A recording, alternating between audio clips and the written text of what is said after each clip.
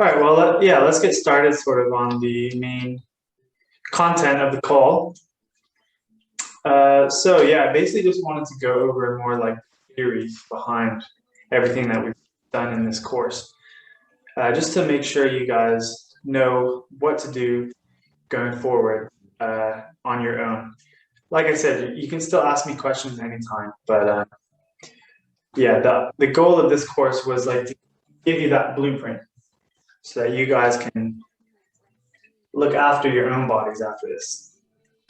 So, starting just with the basic, you can tell me what mobility is.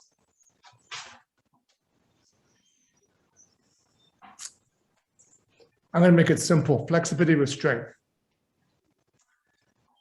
What was that? Flexibility and strength? Flexibility with strength. Okay. Meaning, can you go into a deep squat and hold it in the deep squat?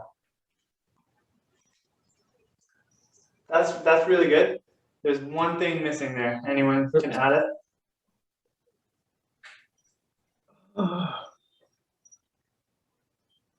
Can you guys see the board okay? Yeah, I can see the board. No issues Yes. whatsoever. Flexibility, strength. The one thing you missed, Brad, was control. Oh God, yes. Right. Yeah, you did say that many times to us. Yeah. Cool. No, Glad we good were job. listening up. Cool. All right, so it's flexibility plus strength and control. So who can tell me what flexibility is?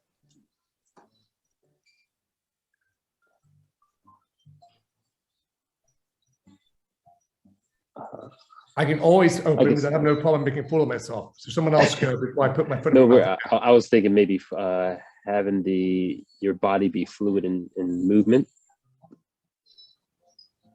Okay, yeah, along the right lines. Anyone else want to add?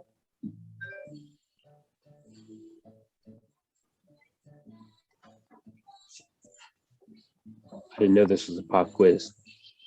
I know, right? I feel It's not, I mean, at that. yeah, I just think you guys will remember it better if you have to try and follow it yourselves.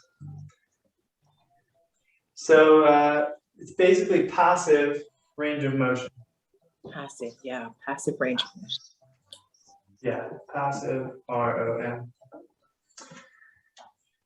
So your joint can be moved there by an external object or force, but you can't move it there yourself. So for example, if we take my wrist joint, I can bend it back using my other hand. So that would be my flexibility back here. But then if I do that on my own, it's not as far, see? And that's the difference between your flexibility and your mobility. So flexibility is passive, mobility is active. Cool. All right, so say we're not mobile enough. We want more mobility. For example, let's say we want to be able to lift our shoulder over our head like this. What comes first out of these three things? Flexibility. Yes. Flexibility. Well done, Brad. So you have to have the flexibility before you can get the mobility. You have to be able to move there passively before you can move there actively. So say my shoulder, I can only go to here. I first need to stretch and get that flexibility. And once I can do that passively, then you start to add in strength and control. So how do we get more flexible? I kind of gave you half the answer already. Stretching. Stretching, yep. And how do we make stretching more effective? Hold it for longer. Holding. Yeah. Yeah. How long do we need to hold it for? 3 minutes, 2 minutes, 3 minutes? Oh, no, that's a good question. Yeah. Too Minimum long if you 2 ask minutes. me. I get bored, to be honest. 2 minutes minimum. 2 minutes minimum. But you're right, Tracy. The longer, the better. But what's the question, David? Here's a question for you to jump into your class. I thought someone once told me that if you're if you're trying to work on your flexibility before your workout, so we're doing a WOD, Mel and I were, and we did a 3-minute hold in the couch stretch. Someone once said to me, I don't know if it's true, so that's no, that if you do long stretches before a workout, that's not good for you. It doesn't. I'm not sure why. Actually, I don't know why. I've You want heard to do that shorter too. stretches. You heard that too, Yeah, Tracy? so I have heard that too. Yeah. if you're about to test your 1 rep max, you don't want to stretch beforehand, really. At least not for a long time. Yeah, I mean, yeah, there is research that basically says that if you do a lot of stretching and before you're trying to like max out, you're not going to be as strong. But over time, once you get that extra flexibility, and then you get the strength and control and mobility, then it doesn't make you weaker. It's only if you say you wanted to max out like tomorrow, then I would say don't stretch before you do that. But say you're like just doing a regular workout where you're like, I don't know, 5 sets of 5, 80%, then yeah, that's fine to do some stretching beforehand. But over time, flexibility does not decrease strength. Once you have that increased mobility, it's not going to make you weaker. It's only if you do it immediately beforehand. Does that make sense? Yep. Yeah. So I guess that's where we always talk about dynamic stretching. Yeah, so dynamic stretching is basically, yeah, it's like moving kind of quickly in and out of a position. It's more of a warm-up exercise. Yeah. Yeah. So yeah, dynamic stretching would be good to do before like you're maxing out, or cars are also good to do before you're maxing out, because yeah. But yes, holding stretches for a long time before like really heavy lifting is not recommended. But the thing is, if you don't have the flexibility and mobility to do the movements that you want to, then why are you even doing that movement in the first place, right? Yeah. Cool. Because we're hard-headed. Yeah. All right, man. So yeah, in order to increase flexibility, we need to stretch 2 minutes minimum. Longer is better if you can tolerate it. What else can we do to make our stretching more effective?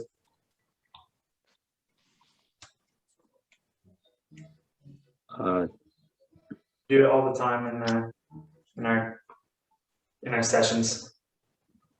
Alternate movements or positions. Yeah, that's not what I was looking for, but that is a good point. So let me see.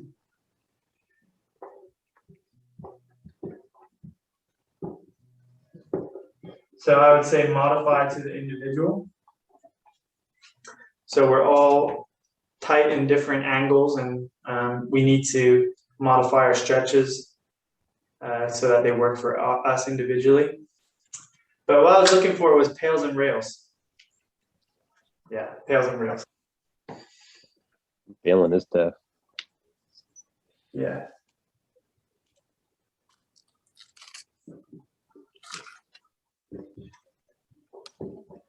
So I'm not going to ask you for what the acronym stands for, but can someone just explain what pails and rails are?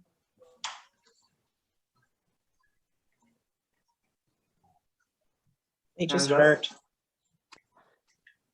Sorry, who was that? Tracy? I just said they hurt. Okay, yeah, fair enough. Do you remember, I guess Elijah? Yeah, so they push you it's working the different sides of the muscle, I guess. One is pushing and then the other one's kind of pulling. So it Yeah. works the different sides. One's Yeah, exactly. contracting and the other one's, yeah, pulling, Right. pushing. So PALS is contracting what's being stretched. So say in my wrist stretch, use that example before. PALS would be contracting on this side. So we're basically pushing that way. And then rails is contracting what's shortening. So in this example, rails would be contracting muscles on this side, trying to pull deeper into it. Yeah. And so they're isometric contractions. So basically that means you're contracting, but there's no movement. So yeah, PALS contracting what's stretching, rails contracting what's shortening, which is on the opposite side. And these make stretching more effective because it sends signals to your nervous system, to your brain. And yeah, like we always do in classes, we start at like a 20% effort, and then we gradually increase that effort up to 80% or even like a maximum effort. And then we switch to the rails, and then we go back to our passive stretch afterwards. So PALS and rails gives us a little bit more range of motion after we've done it, and then we go back to stretching into that new range of motion. Cool. All right, so that's PALS and rails and mobility, flexibility. All right.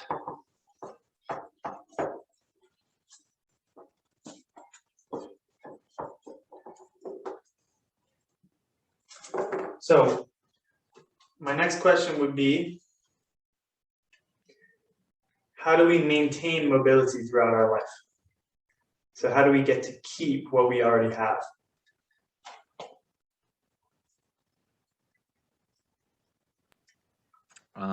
Constantly working that same muscle, contracting and you know, I guess you would lose mobility in a muscle if you're not using it all the time. Or stretching it to its maximum capacity, to its good to its answer. limit. So yeah, we have to use it or we're going to lose it. So basically, it's just like our muscle size. So if you're a bodybuilder, if you stop training your biceps, then your biceps are going to get smaller and smaller. So if we stop using our ranges of motion, our muscles are going to get weaker, and eventually we're going to lose the ability to use that range of motion. So how do we, what's the best way to use our full range of motion daily?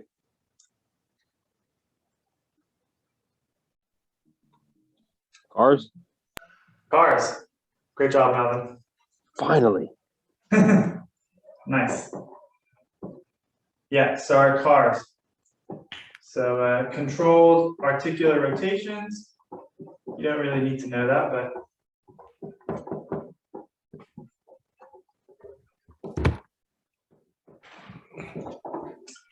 so articular just means like joint. So it's a controlled joint rotation. So we're taking our joint, so for example, shoulder, we're taking it through its full range of motion that we can. And if we do that every day, then we're using our full range of motion every day. So we're not going to lose our mobility that we do have. So that's why we do our daily cars routine that we all learned at the start of the program. Cool. All right. Couple of questions on cars. So when we're doing cars, what should we be thinking of to do our cars properly in general for all of them?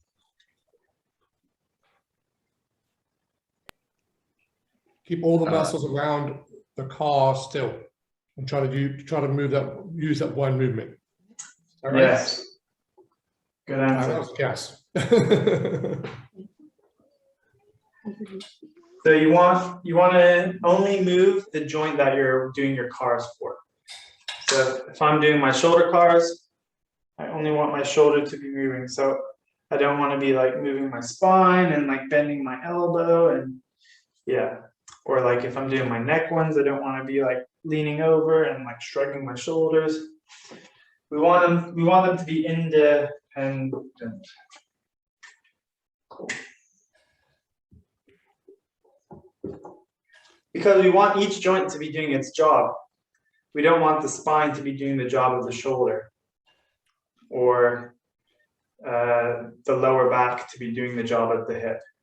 That's why we want to only work that one joint at a time as we're doing our cars. Cool. And then, I mean, it's in the name, but we want them to be controlled. So we want them to be like a smooth rotation. We don't want to be like jerking through and like, you'll get better at them the more you do them. All right, what else? So that's how we want to perform our cars. What can we use cars for? So apart from maintaining mobility, what else are cars good for?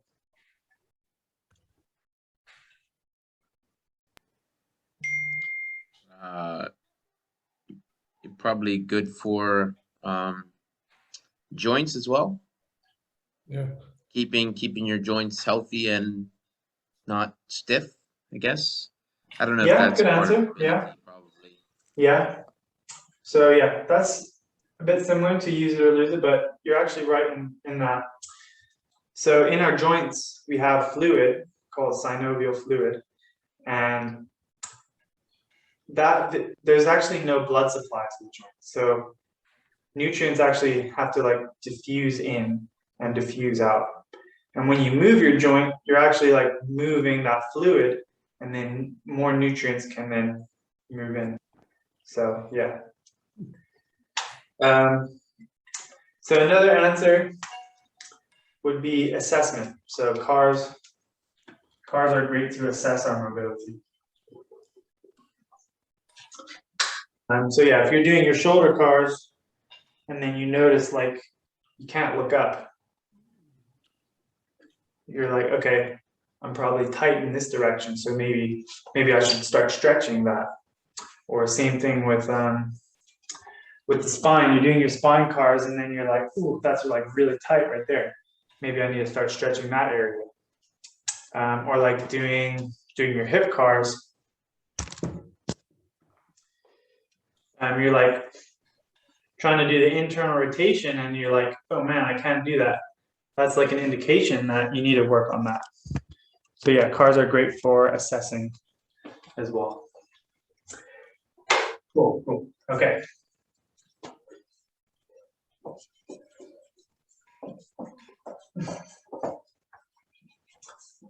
Oh yeah, two more things on cars.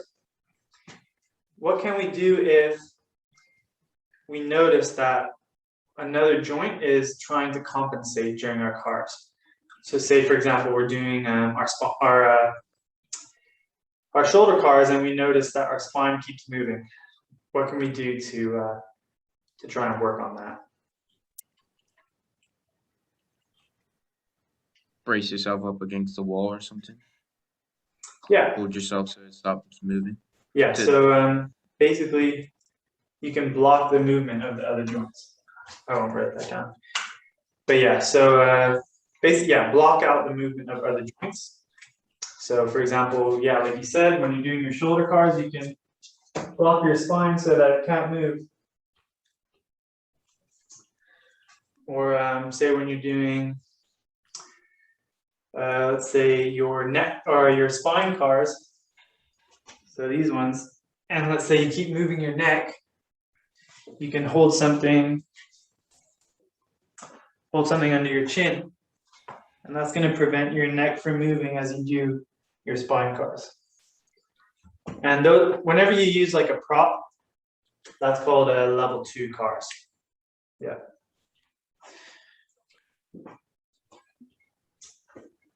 Cool. All right. Who can tell me what irradiation is?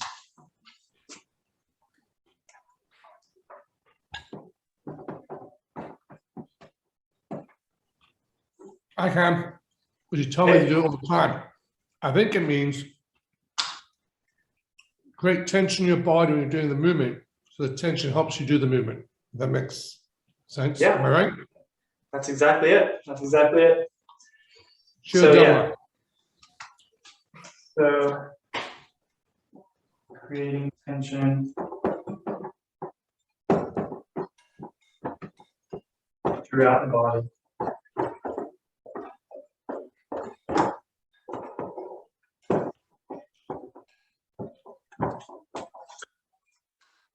What does irradiation do? Why do we want to do? Why do we want to irradiate? Anyone? Like what I said before, it helps brace the rest of the body so you can just move that one whatever movement you're doing. Instead of using a prop, you kind of brace your body to stop it from moving. Yeah. Yeah, that's a good answer. It prevents like coupling from the other joints, helps prevent that. One more thing.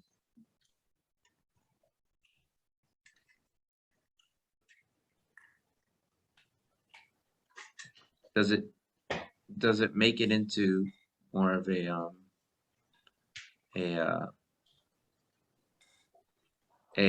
like a, how would you say it, a strength movement, like more of a working I don't know, what's the word I'm looking for, where you do it as kind of like a strength exercise? Yeah, so that's along the right lines. Irradiation actually makes you stronger. So if you're trying to just squeeze a muscle on its own, you won't be able to create as much force. Actually, when you squeeze all the muscles around that muscle, and eventually like your whole body, then you can actually create more force with that muscle that you're trying to use. So I have like this grip trainer here. So if I try and squeeze it, just using my forearm muscles only, I'm not able to close it here. And actually, the harder I squeeze, my biceps, triceps, chest all start working. Now, if I squeeze like my abs, my legs, everything, then I can close it. And that's because of irradiation. So that's why when you're doing like a back squat, you actually want to squeeze and brace like your entire body, not just your legs. Same thing with a bench press. When you're doing your bench press, you want to be driving your feet into the ground, squeeze your glutes, squeeze your abs, because that's going to actually allow your chest to push harder. So yeah, irradiation makes us stronger.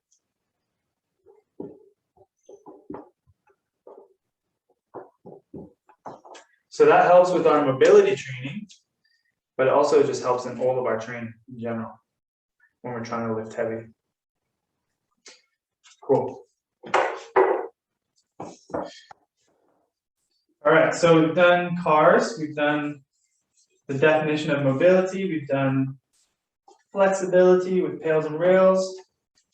So now, how do we add strength and control?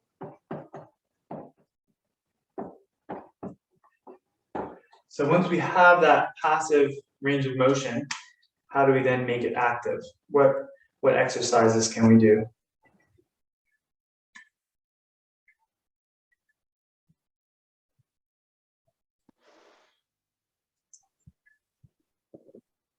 Could you add weight to particular movements? Yeah. Yeah, potentially. But even just starting with our body weight, what can we do? You add deficit to the movement. Like, let's say if you're doing this one, you're laying down on the block, Mhm. you could potentially put the block higher. You potentially put more blocks to make the movement a little more tough. The same way you can make it easier, you can make it harder. So that's yeah, so that would be to increase more your flexibility if you're just like kind of pushing your joint into like a deeper range of motion. So yeah, I'm sure I've done some of these with you, with like, yeah, with I think all of you guys. So do you guys remember passive range holds?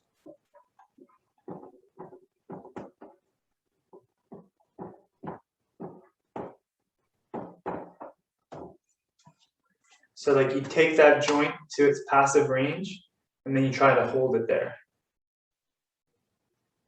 So I'm sure I've done it with you guys where you're like lying down and then I like lifted your arm up and then I let go and I told you guys to try and hold it up. Maybe not with everyone, but or I would have done something similar with the hip. To me, Yeah, Yeah. it hurts a lot. yeah. Where you like I would like Yes, I cramp. I Yeah, would lift your heel up off the floor and then let go and you'd have to hold it. Yeah. Yeah, or even in this direction. Yeah. So yeah, basically so once you have enough flexibility, so you have the passive range of motion and you want to add that strength and control, so you want to make it active, the first exercise is a passive range hold. So you take that joint into its passive range and try to hold it there. And there's going to be a gap in between the two, but just trying to hold it is going to start to build more strength in that range. So another example would be, I would lift my leg up. So say this would be like my passive hip flexion, and then I let go and I try to hold it as high as I can. And there is a gap there, but the more you do it, the less and less that gap is. Cool, so passive range hold would be the first step.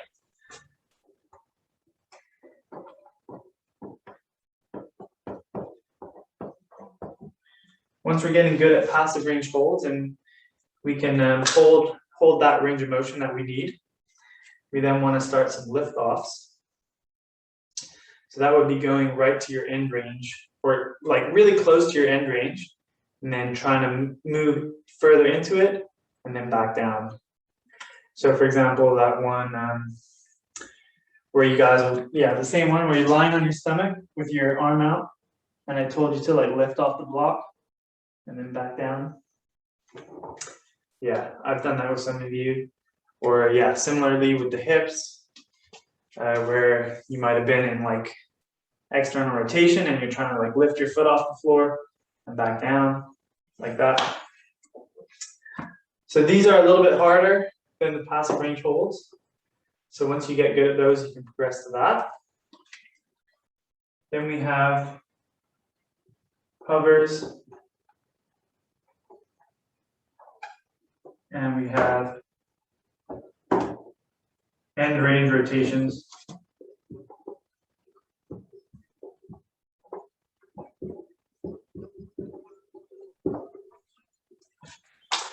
So say for example, actually let me just do an example.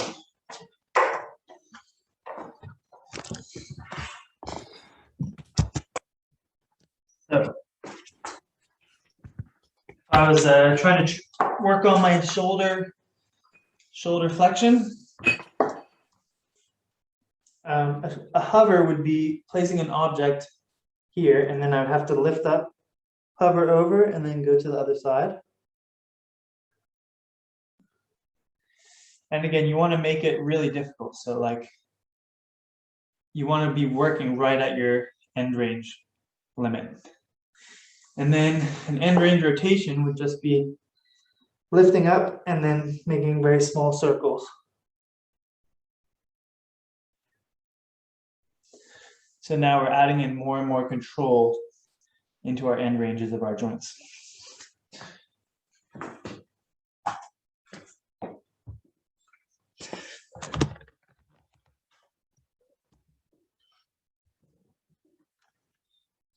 So yeah, once we have enough flexibility and we want strength and control, these are how we do that, starting with the easiest and getting more and more difficult.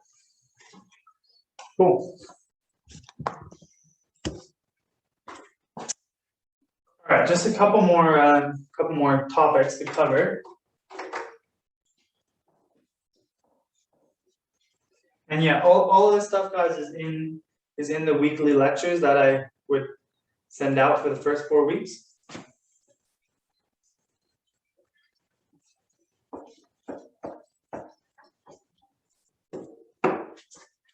All right, just last couple questions for you guys. So, how do do injuries happen, or why do injuries happen?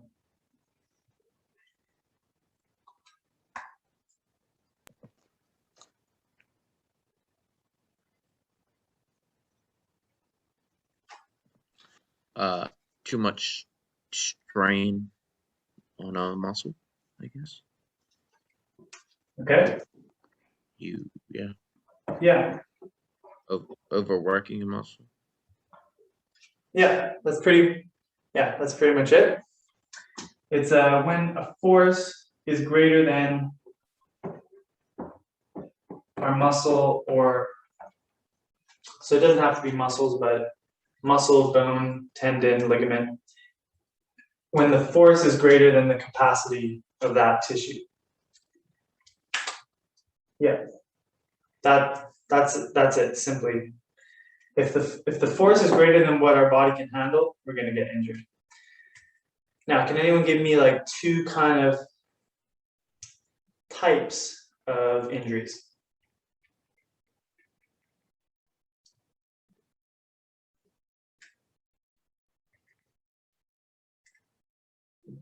Yeah, you guys have probably experienced both types throughout your life at some point.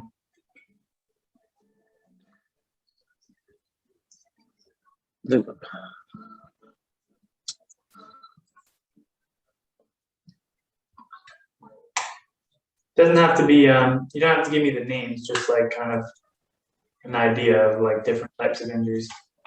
Like a muscle injury, like a strain, a pull? Yeah.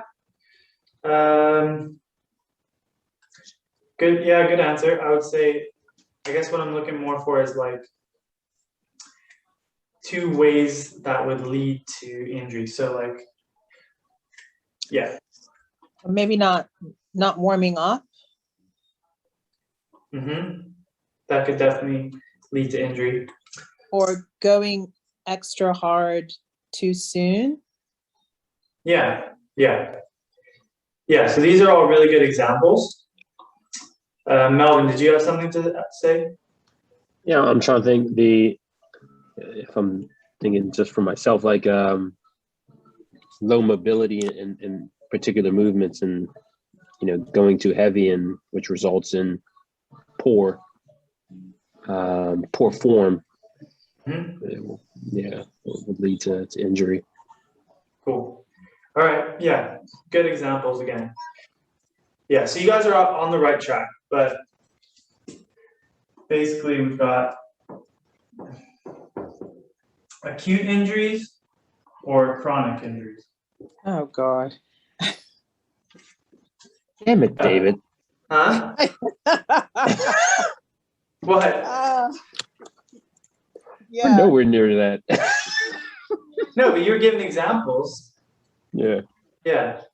All right. So basically, an acute injury is a lot of force all at once. Yeah. So, yeah, like you said, Melvin, you're going for like a heavy squat or something, and something gives way. Or say, for example, in like a contact sport, your leg gets broken in a tackle, or you get in a car accident and you end up breaking your arm or something.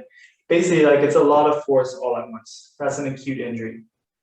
Chronic injury is a little bit of force over a long period of time. So that would be like your overuse injuries. So that could be like a tendonitis, Yep. It could be like a stress fracture. But these two can like lead to each other. So you might be overusing. So say for example, you do Murph. So it's like a workout where there's like 100 pull-ups, 200 push-ups, 300 squats, plus 2 miles running. Say you decided to do Murph like every day. And then you go and do a heavy back squat. You might have already weakened your tissues from doing that workout beforehand, which made the acute injury more likely. So yeah, we've got acute, which is like a lot of force all at once, and chronic, which is like a little bit of force over time.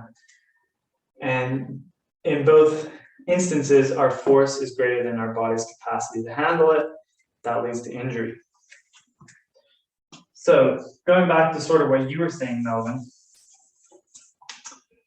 in order to prevent injury, what can we do to this picture?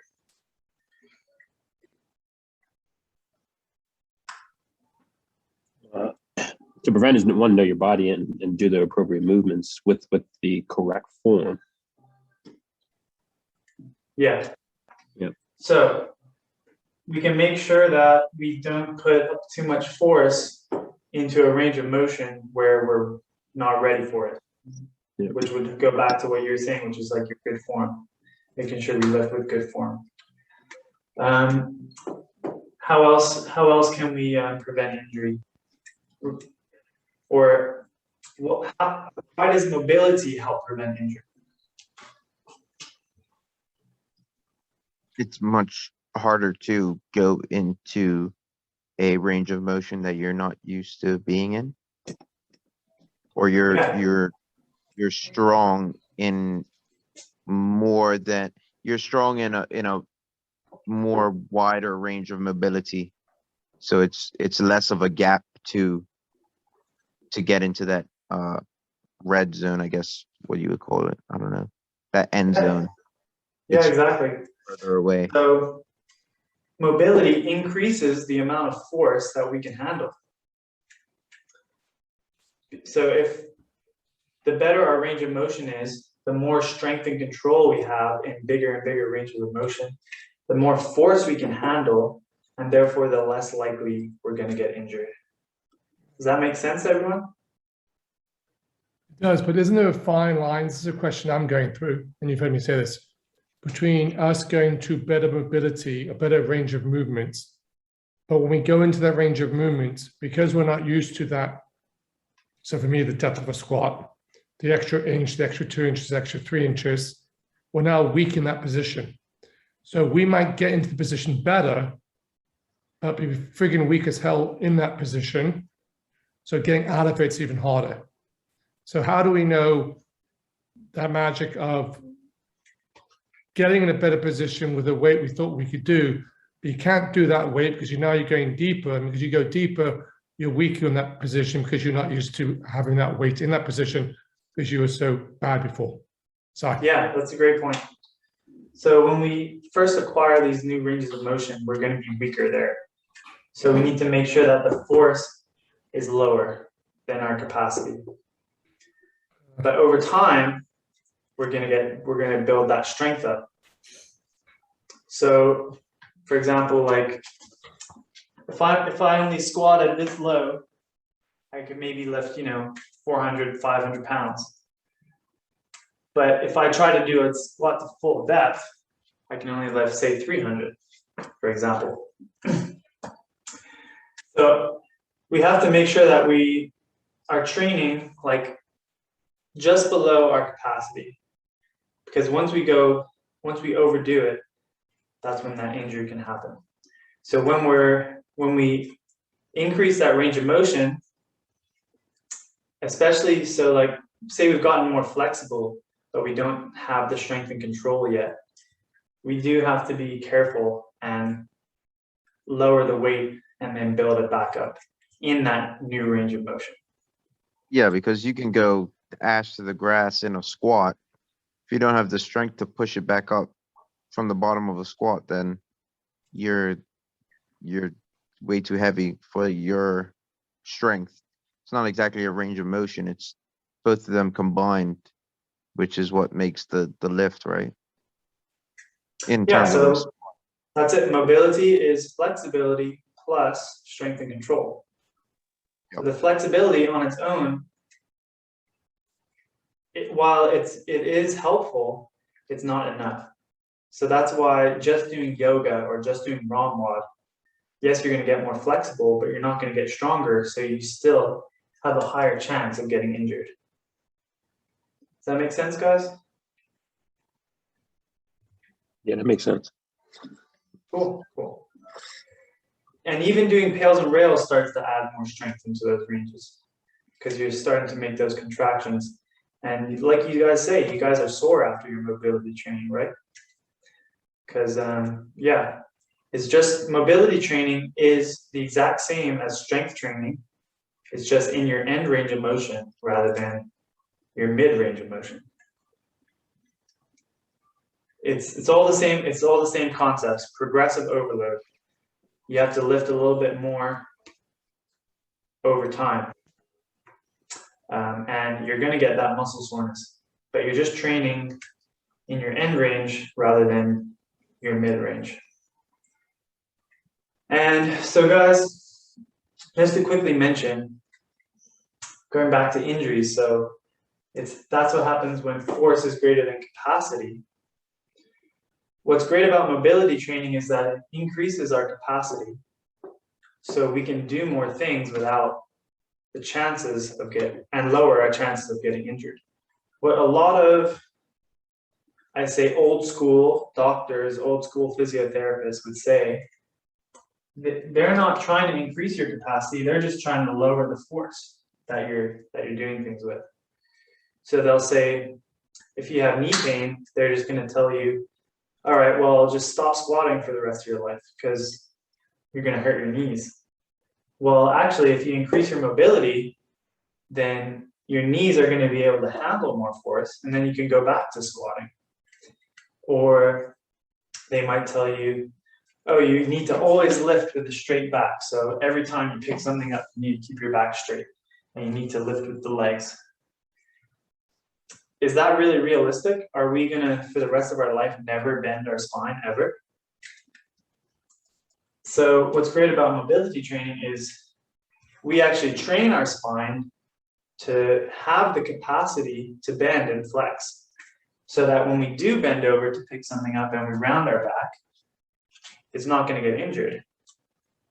And the other thing about things like, you know, never bend your spine or stop running or stop squatting, the less you do of it, the weaker and weaker you're going to get. So the more injury prone you're going to get.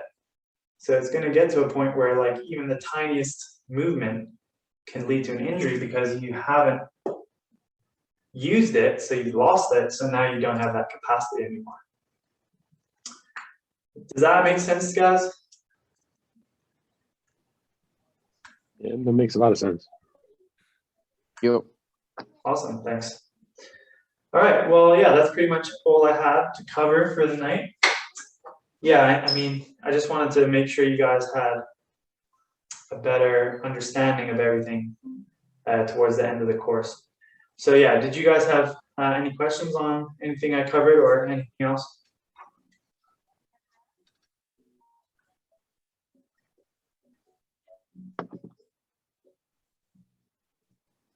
All right. Oh, anyone? No, thank you. I've thoroughly enjoyed the course, just to be clear. Okay. Thanks, Brad. Just want to make Cool. sure that we've done things I would not have normally done. So yeah, this week is week 8. So we're gonna have our one-on-one session this week. We're gonna have our mobility class on Sunday, and then we're gonna have one more call at the end, just to wrap everything up. And yeah, to wrap everything up and celebrate all the wins that we have this course. Cool. All right, guys. Well, if that's it for tonight, then enjoy the rest of your evening. Thank you very much for joining. Thank you, David. No, Night. Truly appreciate it. Thank you. Thank you, Hey, David. welcome. Good night, Thank you. everybody.